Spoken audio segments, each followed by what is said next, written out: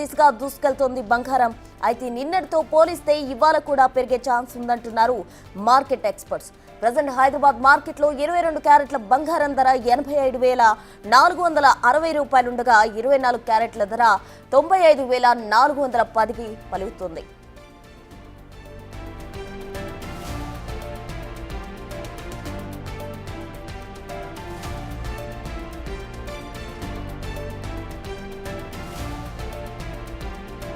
ఇటు అమెరికా మార్కెట్లోనూ same scene. Gold rate పెరగడమే కానీ తగ్గడం లేదు. న్యూయార్క్ స్పాట్ మార్కెట్లో ఔన్స్ ధర $3,251.48 పలుకుతోంది. అటు ఒక్క ఔన్స్ 31.10 గ్రాములకు సమానం. అది కూడా 24 క్యారెట్లు. ఈ లెక్కన ఔన్స్ ధర 2,79,961 రూపాయలు ఉంది. దీంతో మన మార్కెట్లోనూ బంగారం ధర పరుగులు పెడుతోంది.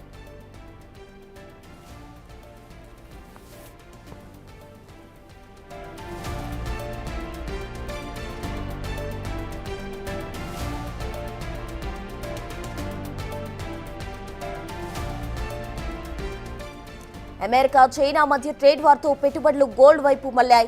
ఇన్వెస్టర్లే కాదు, పలు దేశాల సెంట్రల్ బ్యాంకులు సైతం గోల్డ్ పై భారీగా ఇన్వెస్ట్ చేస్తున్నాయి. దీనికి తోడు డాలర్ కూడా వీక్ అయింది. ఈ ఎఫెక్ట్ బంగారంపై పడింది. అంతర్జాతీయ మార్కెట్లో గోల్డ్ కొనుగోలు అమ్మకాలు అన్ని డాలర్తోనే జరుగుతుంటాయి.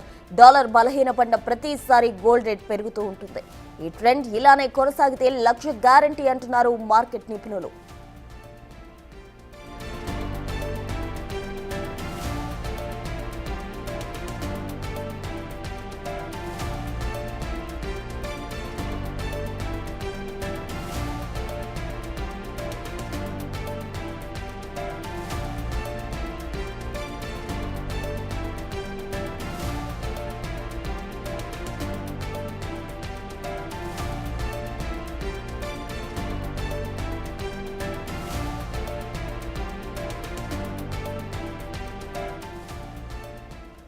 ఇక ఇదే అంశానికి సంబంధించి మనతో డిస్కస్ చేయడానికి బిజినెస్ అనలిస్ట్ చిట్టెడ్ కృష్ణారెడ్డి గారు లైవ్ లో మనతో ఉన్నారు.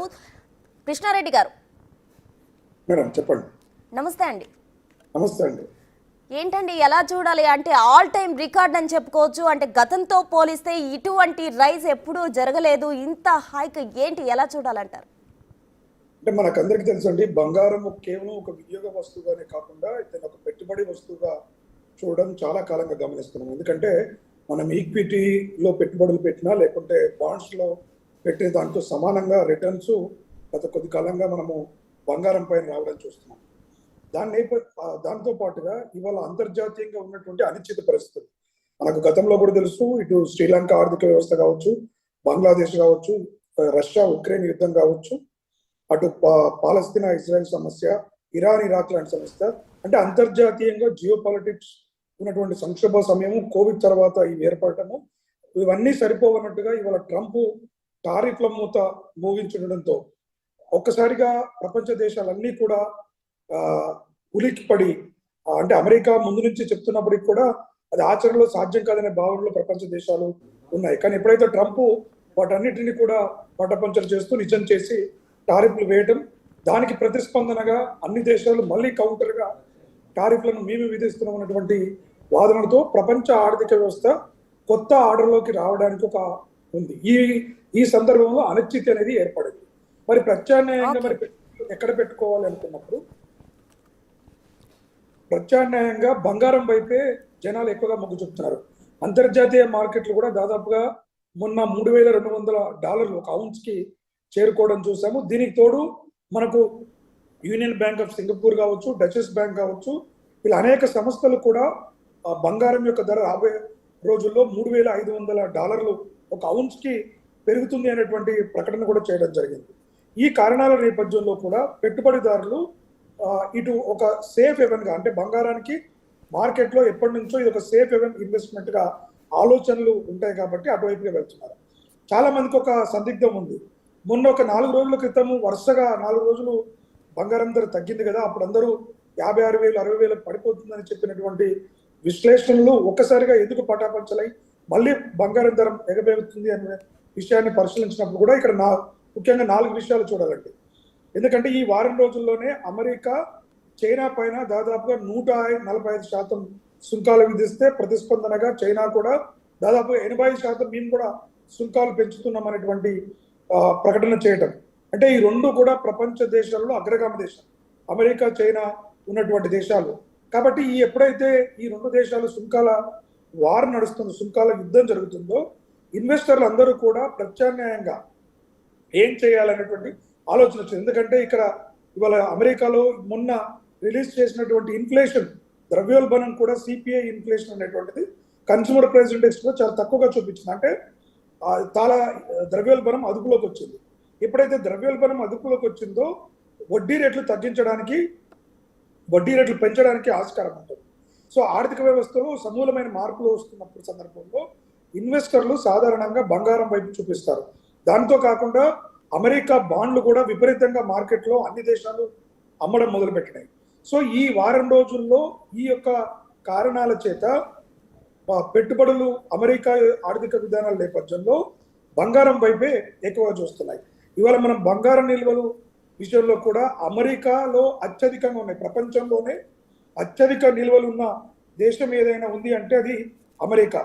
దాదాపు 8,133 మెట్రిక్ టన్నుల బంగారాన్ని ఉంది. అంటే ఫారెక్స్ రిజర్వ్లో ఒక దేశము తన విదేశీ నిల్వలలో 73% బంగారాన్ని పెట్టుకున్నటువంటి దేశం అమెరికా. ఆ తర్వాత కూడా జర్మనీ 3,351 టన్నులు, ఇటలీ 2,451 టన్నులు, ఫ్రాన్స్ 2,436 టన్నుల బంగారం నిల్వలు ఇవన్నీ కూడా కలిగి ఉన్నాయి. అంటే ఈ అన్ని దేశాలు కూడా తమ విదేశీ మారక నిల్వలో డాలర్ల కన్నా మిగతా విదేశాల కరెన్సీ కన్నా బంగారాన్నే సేఫ్గా పెట్టుకోవడం మనం జరుగుతుంది. అదేవిధంగా ఈ కొన్ని సంవత్సరాల కాలంలో చైనా దాదాపు 2,289 టన్నుల బంగారాన్ని, రష్యా 2,039 మెట్రిక్ టన్నుల బంగారాన్ని నిల్వల కొనుగోలును పెట్టుకోవడం జరిగింది. అంటే ఇవన్నీ కూడా ఏం జరుగుతుంటే అమెరికా డాలర్ పైన ఆధారపడకుండా ప్రత్యామ్నాయంగా బంగారాన్ని పెట్టుకోవాలనేటువంటిది ప్రయత్నం చేస్తుంది.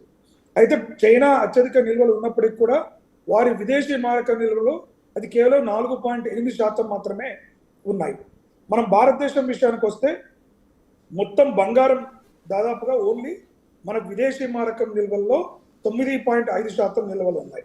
అంటే ఇట్లా మనం అన్ని లెక్కలు గణాంకాలు చూసుకున్నప్పటికి కూడా బంగారం అనేటువంటిది కేవలం ఆభరణాలు వినియోగం కాకుండా ప్రతి ఎలక్ట్రానిక్ వస్తువుల్లో ఇది ఒక విలువైనటువంటి మెటల్ కాబట్టి దాన్ని వినియోగించుకోవడానికి రోజు రోజుకు డిమాండ్ పెరుగుతుండటంతో ఈ బంగారానికి కూడా ఎనలేని డిమాండ్ ఉంది. కాబట్టి ఈ మార్కెట్లో ఒడిదుడుకులు అనేది ఒక సాధారణ అంశంగా చూడాలి.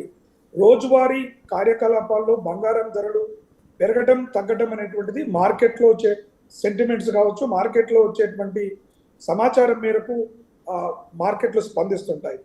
దీర్ఘకాలంలో ఎవరైతే పెట్టుబడులు పెట్టాలనుకుంటున్నారో వారందరూ కూడా కొంతకాలం వేచి చూసి, ఎందుకంటే ఇప్పుడు ఉన్నటువంటి అంతర్జాతీయ అనిశ్చిత నేపథ్యంలో మార్కెట్లు ఎటువైపు వెళ్తాయని ఖచ్చితంగా చెప్పడం ఏ ఎక్స్పర్ట్స్ కూడా సాధ్యం కాదు. కేవలం ఒక అంచనాకు రావచ్చు. ఒక అంచనా మేరకు ఎంత తగ్గుతుంది పెరుగుతుందని వచ్చినా కూడా కేవలం అంచనాలే. ఆ అంచనాలు కూడా తలకిందులయ్యే అవకాశం ఎందుకుందంటే రోజు రోజుకు డైనమిక్గా ఈ యొక్క మార్పులు, అంతర్జాతీయ మార్కెట్లో మార్పులు వేగంగా వస్తున్నటువంటి నేపథ్యంలో ఈ అంచనాలు కూడా కొంత ఇబ్బందులు ఉన్నాయి. కాబట్టి ఎవరైనా మదుపుదారులు ఉంటే బంగారంలో పెట్టుబడులు పెట్టాలనుకునే వాళ్ళు, అవసరాల కోసం కొనుక్కునే వాళ్ళు కొనుగోలు చేసినప్పటికీ కూడా భారీగానైతే 50,000 40,000కు ఏ రోజు కూడా నా అంచనా ప్రకారం బంగారం పడిపోదు.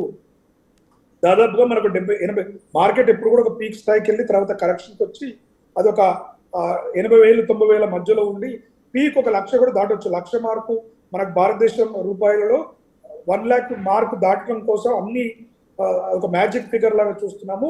అది కూడా రాబోయే రోజుల్లో మార్కెట్ పరిస్థితులను బట్టి ఏ విధంగా మళ్ళీ అమెరికా తన యొక్క ఈ టారిఫ్ల విధానంలో ఏమైనా రివ్యూ చేస్తుందా, అక్కడ ఉన్నటువంటి ఆర్థిక విధానంలో ఫెడ్ రిజర్వ్ లాంటి చర్యలు చేపడుతుంది, ఇలాంటి అంశాలన్నిటినీ మార్కెట్ కూడా ఒక అవగాహనకు వచ్చిన తర్వాత మళ్ళీ గోల్డ్ ప్రైసెస్లో కరెక్షన్ ఉంటుంది. కాబట్టి ఒక 15-20% వేరియేషన్ అనేది రాబోయే ఇంకో 1-2 నెలల కాలంలో హెచ్చు తగ్గులు అనేటువంటిది గోల్డ్ మార్కెట్లో ఉండే అవకాశం అయితే చాలా స్పష్టంగా కనబడుతుంది.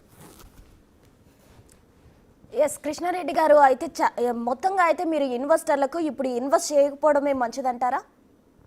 అంటే ఆచితూచి ఇన్వెస్టర్లు ఎవరైతే స్పెక్యులేషన్ కోసం అంటే కేవలం మార్కెట్లో వచ్చే ఒడిదుడుకులను ఆధారంగా చేసుకుని లాభాలు గడించాలి అనుకునే వాళ్ళకి ఇది కూడా ఒక మంచి సమయమే.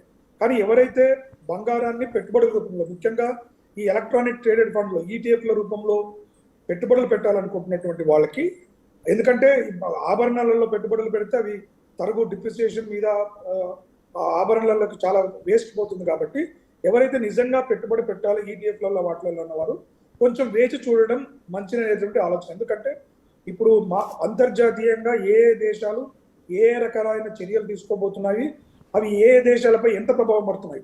ఇవాళ టారిఫ్లు అమెరికా చైనా మీద వేస్తే చైనాకు అమెరికాకే కాదు మిగతా అన్ని దేశాలకు కూడా వాటి ప్రభావం ఉంటుంది. ఎందుకంటే గ్లోబల్ విలేజ్ అనే కాన్సెప్ట్లో ప్రపంచ దేశాలన్నీ కూడా ఈ అన్ని రకాల వ్యాపార సంబంధాలు వాణిజ్య సంబంధాలు బలంగా ఉన్నటువంటి నేపథ్యంలో ఈ టారిఫ్ల వారు ఖచ్చితంగా మార్కెట్ల పైన స్టాక్ మార్కెట్లు కూడా ఇవాళ భారత్ స్టాక్ మార్కెట్లు కావచ్చు అంతర్జాతీయ కృష్ణారెడ్డి గారు అంటే ₹1,00,000 వరకు వెళ్తుందంటూ కూడా నిపుణులు అంటున్న పరిస్థితి అయితే డాలర్ ప్రభావం ఎక్కువగా ఉందనే చెప్పుకోవచ్చా? డాలర్ ప్రభావం ఖచ్చితంగా ఉంటుందండి. ఎందుకంటే ఇప్పుడు మనం అమెరికా ఎన్ని అగ్రెసివ్ విధానాలు తీసుకున్నా ఈ డాలర్ అనేటువంటిది ప్రపంచ దేశాల్లో మూలకు చొచ్చుకొని పోయింది. అన్ని దేశాలు కూడా భారీగా డాలర్ రూపంలో రుణాలు కావచ్చు, డాలర్ రూపంలో విదేశీ మారక నిల్వలు, చైనాకు కూడా మిగతా దేశాల విషయం గల ప్రపంచంలో నెంబర్ 2గా ఉన్నటువంటి చైనాకు కూడా వారి విదేశీ మారక నిల్వలో అత్యధికంగా ఉన్నాయి డాలర్ రిజర్వ్స్. కాబట్టి డాలర్ ఇప్పటికిప్పుడుగా డాలర్ వాల్యూ ఇవాళ కొంత క్షీణత కనిపిస్తున్నప్పుడు కొంత ఇన్వెస్టర్లు ప్యానిక్ అయ్యి బంగారం వైపు వస్తున్నప్పటికి కూడా డాలర్ యొక్క పెత్తనాన్ని తగ్గించాలంటే అంత సులువుగా అంత తక్కువ సమయంలో చేయడానికి ఆస్కారం లేదు. గత కొన్ని సంవత్సరాలుగా ప్రయత్నాలు రష్యా కావచ్చు, చైనా కావచ్చు, బ్రిక్స్ దేశాలు కావచ్చు చేస్తూనే ఉన్నాయి. రాబోయే రోజుల్లో కూడా ఆ ప్రయత్నాలు చేస్తూనే ఉంటాయి. కాబట్టి ఇన్వెస్టర్లు ఖచ్చితంగా కొంత ఆచిచూచి ఈ సందర్భాలలో పెట్టాలి. ₹1,00,000 మ్యాజిక్ నేను అదేనాను. ఖచ్చితంగా ఏదో ఒక సందర్భంలో మార్కెట్లో వచ్చే సెంటిమెంట్లను బట్టి అతి స్వల్ప కాలంలోనే ₹1,00,000 చేరుకున్నా మళ్ళీ కరెక్షన్లోకి రావడానికి ఆస్కారం ఉంది. ఎందుకంటే దాదాపుగా మనకి ఈ 4-5 నెలల కాలంలో బంగారం యొక్క వృద్ధి రేటు ఏదైతే ప్రైస్ అప్రిసియేషన్ ఉందో 25 నుంచి 30% పెరుగుదల మనము గమనిస్తున్నాం. ఇదంతా ఒక హైప్ ఒక్కసారిగా బంగారం వైపు పెట్టుబడిదారులు పెరిగినటువంటి కాబట్టి ఇంత స్థాయిలో మార్కెట్ నిలదొక్కుకోవడానికి అవకాశం. కృష్ణారెడ్డి గారు అంటే ఏ స్థాయిలో పెరిగిందో అదే స్థాయిలో దిగొచ్చే అవకాశం ఏమైనా ఉందంటారా ఫ్యూచర్లో? అలా సాధ్యం ఉండదండి. అలా మార్కెట్ ఎప్పుడు కూడా పెరిగినంత స్థాయిలో దిగడం అనేది. ఎందుకంటే ఇప్పుడు అంతర్జాతీయంగా కేవలం ఈ యొక్క టారిఫ్ల వారితో అనిశ్చితి ఏర్పడడంతో కొంత మార్కెట్లో స్తబ్దత ఉండడం వల్ల ఒక సేఫ్ హెవెనెస్ట్ గా ఇన్వెస్ట్మెంట్ గా గోల్డ్ చూడడం ద్వారా కొంత ప్రయత్నం జరుగుతున్నప్పటికీ సాధారణంగా గోల్డ్ అది ఇందాక చెప్తున్నాను 1970 నుంచి మనము గోల్డ్ యొక్క ధరలు తీసుకున్నప్పటికీ కన్సిస్టెంట్ గా ఒక 10% రిటర్న్స్ అనేటువంటిది బంగారం పైన కనబడుతున్నాయి. కాబట్టి ఈ కరెక్షన్ 30% దిగువకు ఎట్టి పరిస్థితుల్లో ఆ స్థాయికి మళ్ళీ రాదు. బంగారం ధర ఉన్నా కూడా 75 నుంచి 80 వేలు అంటే ఒకవేళ మరీ ఆర్థికంగా అన్ని దేశాలు కోఆపరేషన్ చేసుకొని కొంత మంచి వాతావరణాన్ని వాణిజ్య వాతావరణాన్ని ప్రపంచ దేశాలు కల్పించడానికి అవకాశం తక్కువనే ఉన్నా ఒకవేళ కల్పించినా కూడా అది 75 నుంచి 80 వేల మాక్సిమం తక్కువ వచ్చింది అంటే ఆ దశలోనే ఉంటుంది తప్ప మళ్ళీ కనిష్ట స్థాయిని చూసేటువంటి అవకాశం ఖచ్చితంగా ఉండదు. రైట్, థ్యాంక్ యూ కృష్ణారెడ్డి గారు. ఫైనల్గా ఒక్క విషయం చెప్పండి, బంగారం కొనాలనుకునే వారికి మీరు ఇచ్చే సలహా ఏంటి?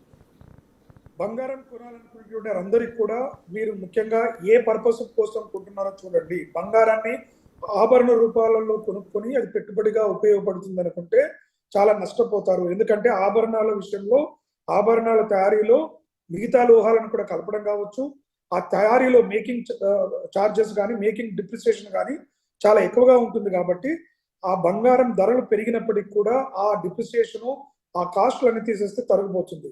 కాబట్టి ఎవరైనా పెట్టుబడిదారులు బంగారం విషయంలో కొనుగోలు చేయాలి, భవిష్యత్తు అవసరాల దృష్ట్యా పెట్టుబడి రూపంలో కావాలనుకునే వాళ్ళు ఈటీఎఫ్ల వైపు గోల్డ్ ఈటీఎఫ్ల వైపు వెళ్తే సురక్షితంగా ఉండడమే కాకుండా, ఎందుకంటే బంగారం ఫిజికల్ బంగారం అయితే దాన్ని కాపాడుకోవడం కోసం మళ్ళీ నిర్వహణ కోసం లాకర్లో పెట్టినా దానికి మళ్ళీ ఖర్చులు లేదు, ఇంట్లో పెట్టుకుంటే దొంగల భయం. కాబట్టి ఈటీఎఫ్ల ద్వారా బంగారంలో పెట్టుబడి పెట్టాలి. లేదు మాకు 2 రకాలుగా అంటే ఆభరణాలుగా పెట్టుబడిగా మనకు మల్టీపర్పస్ గా కావాలనుకున్నప్పుడు తక్కువగా తరగతి చెందిన అంటే ఎక్కువ డిజైనింగ్ వాటిని కాకుండా తక్కువ డిజైనింగ్ ఉన్నటువంటి వాటిని తీసుకొని పెట్టుకున్నట్లయితే ఇది కష్టకాలంలో లిక్విడిటీగా అంటే ఎప్పుడైతే ఆర్థిక అవసరాలు ఉన్న నేపథ్యంలో కొనుగోలు చేయడానికి ఉంటుంది.